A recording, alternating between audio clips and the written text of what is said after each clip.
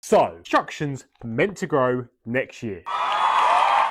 But here's why nobody's celebrating. Here's the good news. House buildings are set to rise 4% in 2025.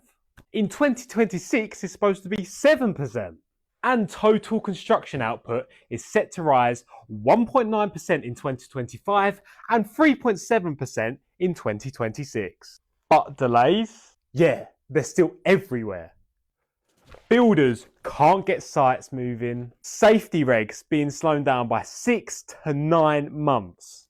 Homeowners have cash, but are scared to spend it because of inflation back in 2022. And the government may still rise taxes or cut project budgets. So yeah, growth's forecasted, but only really hanging on by a thread. So, what do you think? Is the industry picking up, or is it just pretending to? Leave your comments down below.